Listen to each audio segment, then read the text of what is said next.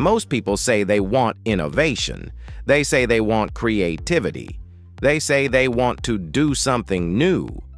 But what they actually want is a new result, without the emotional cost of being wrong. Brené Brown said it with no sugarcoating. There is no innovation and creativity without failure. Period. Not sometimes, not if you're unlucky. Period. Because innovation means stepping into the unknown, and the unknown has a price: uncertainty, risk, exposure, vulnerability. So, if you've been feeling stuck, here's a possibility. You don't lack talent. You don't lack potential.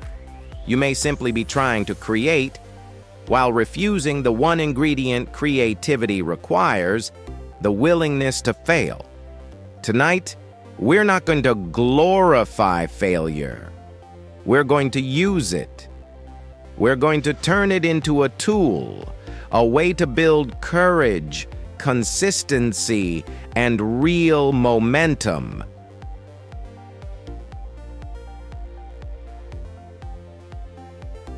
Failure hurts for two reasons. First, the practical loss: time, money, effort.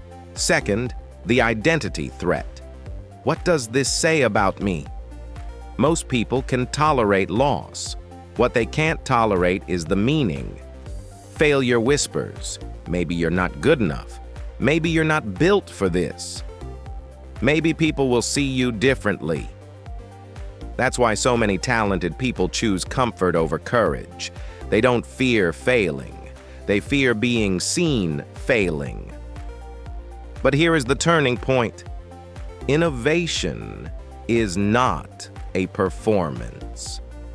It's a practice. And practice requires a new relationship with failure, not as a verdict, but as data.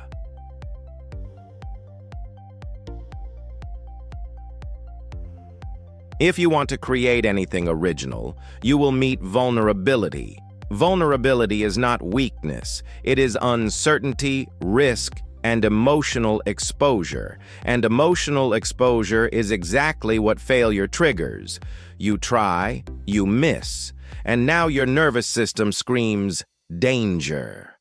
So the path is not avoid failure. The path is build capacity to stay present with that discomfort. Because the creator's advantage is not confidence, it's tolerance. Tolerance for imperfect first drafts, tolerance for awkward first attempts, tolerance for being a beginner in public. When you build that tolerance, failure becomes survivable. And once failure is survivable, creativity becomes available.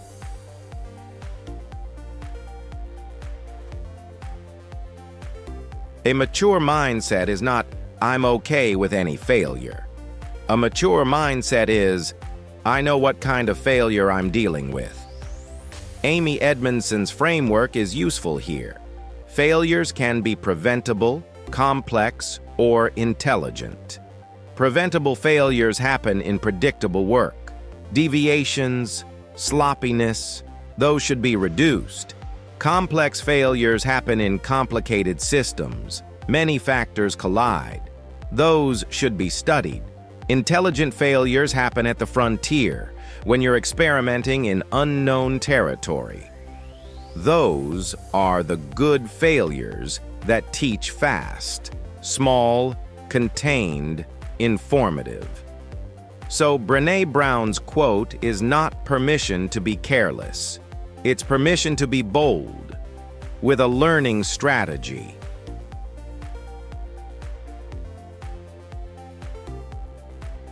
Here's the uncomfortable reality.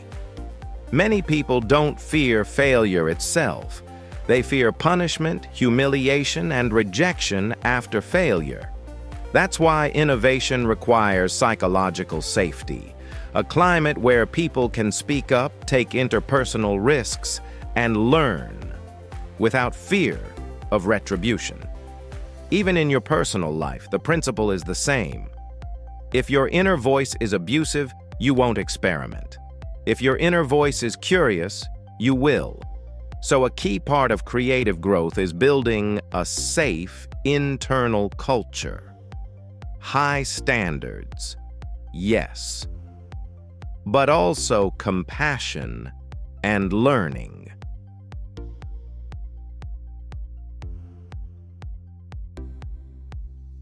Innovation is not a lightning strike. It's a loop. 1. You form a hypothesis. This might work. 2. You run a small experiment. 3. You observe the results without drama. 4. You adjust and run again. Failure is simply one of the possible outputs of the loop.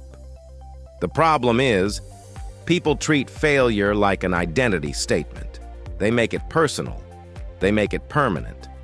But the best innovators treat failure like information, temporary, specific, useful. If you want creative momentum, keep experiments small. Keep feedback fast. Keep your ego out of the lab. That's how you build courage without burning out.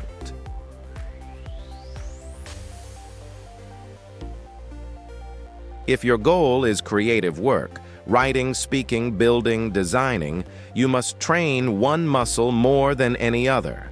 The muscle of being seen imperfectly, being seen learning, being seen unfinished. Because the internet and life will always reward polished outcomes. But you can't reach polished outcomes without messy beginnings. So the question is not, how do I avoid failure? The question is, how do I fail without abandoning myself? And the answer is courage plus structure, small, consistent output, simple feedback, and recovery after misses.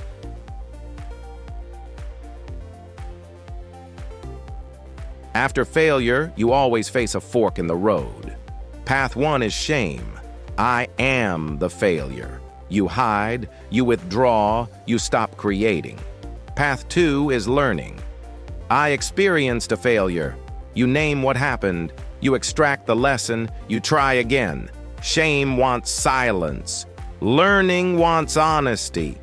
If you want innovation, you have to protect the learning path again and again, not by pretending failure doesn't hurt, but by refusing to let pain become identity.